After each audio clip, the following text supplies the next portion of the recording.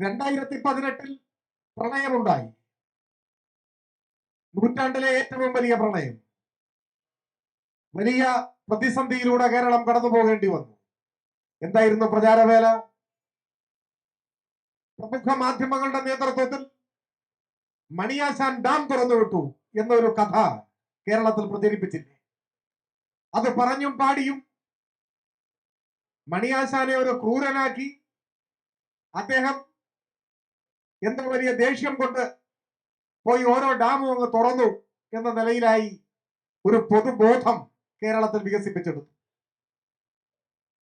തുറക്കാൻ ഷട്ടറില്ലാത്ത അണക്കെട്ട് പോലും തുറന്നു എന്ന കള്ളപ്രചാരം മലയാളിയുടെ സാമാന്യ ബോധത്തെ പരിഹസിച്ച കാലമായിരുന്നു.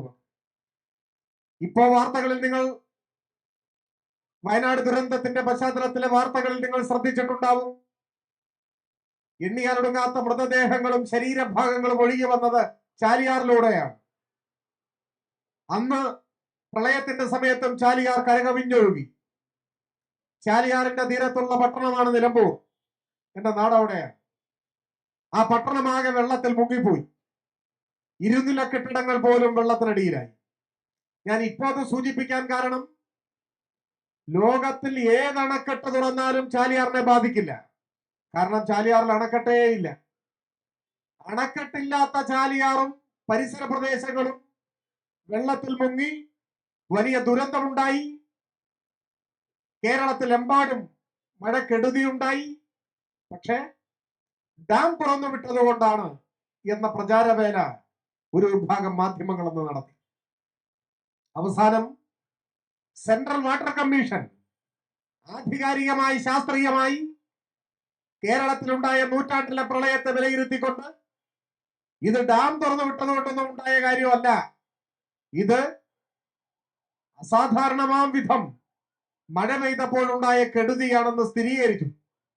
കേരളത്തിലെ അണക്കെട്ടുകൾ ഇല്ലാത്ത നദികളെല്ലാം അന്ന് നിറഞ്ഞൊഴുകി ദുരന്തമുണ്ടായി. ഇപ്പോ വയനാട് ദുരന്തത്തെ സംബന്ധിച്ച് ഇവിടെ സൂചിപ്പിച്ചു. അവിശ്വസനീയമായ വിധമാണ് മഴ പെയ്തത്. ഒരു വർഷം പ്രതീക്ഷിക്കപ്പെടുന്ന മഴ ഒരു മിനിറ്റിൽ പെയ്താൽ എന്തായിരിക്കും സ്ഥിതി? അത് വയനാട്ടിലായാലും തിരുവനന്തപുരത്തായാലും വലിയ ദുരന്തം വിതയ്ക്കും.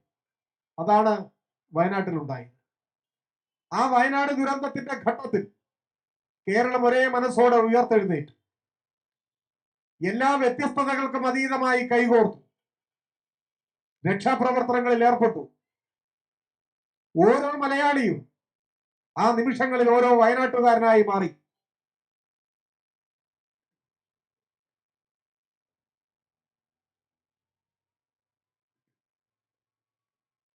തന്നാൽ കഴിയുന്നത് ദുരിതാശ്വാസ നിധിയിലേക്ക് സംഭാവന നൽകി.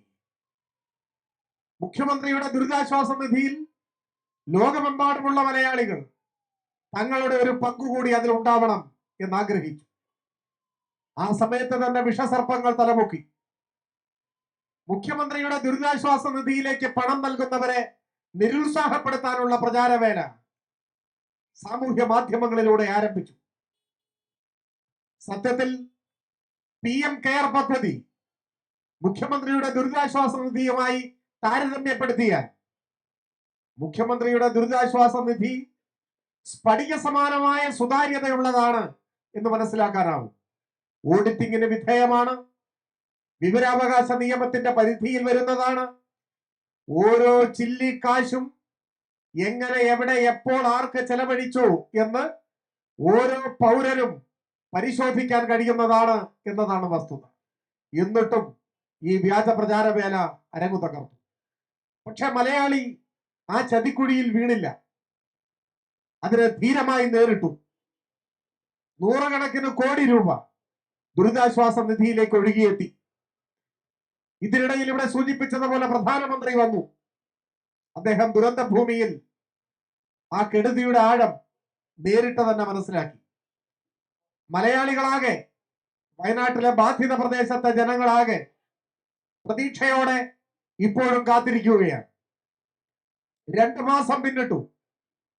ഒരു രൂപ കേരളത്തിന് സഹായമായി അനുവദിക്കപ്പെട്ടിട്ടില്ല. വയനാട് ദുരന്തത്തിന് ശേഷം നമ്മുടെ രാജ്യത്തിന്റെ ചില ഭാഗങ്ങളിൽ പ്രകൃതിക്ഷോഭങ്ങൾ ഉണ്ടായി.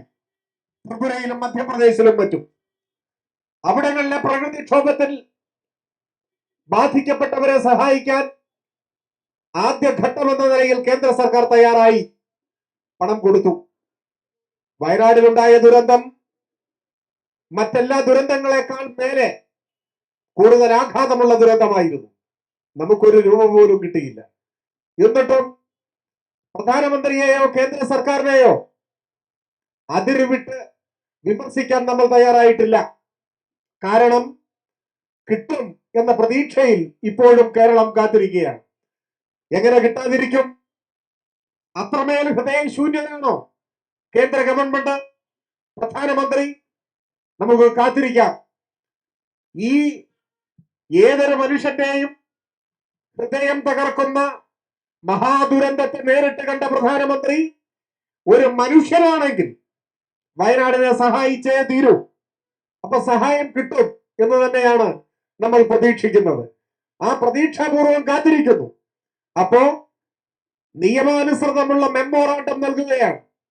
അതാണ് ഇവിടെ പരാമർശിക്കപ്പെട്ടത്. ഈ വാർത്ത, ഈ വ്യാജ വാർത്ത, മലയാളികളെ തെറ്റിദ്ധരിപ്പിക്കാൻ ഉദ്ദേശിച്ചുള്ള വാർത്ത പടച്ചുവിട്ട മാധ്യമങ്ങൾ ഒരുപക്ഷെ മലയാള മാധ്യമ പ്രവർത്തനത്തിന്റെ ചരിത്രത്തിലെ മാപ്പർഹിക്കാത്ത ഏറ്റവും ഹീനമായ കുറ്റകൃത്യത്തിലാണ് ഏർപ്പെട്ടിട്ടുള്ളത്.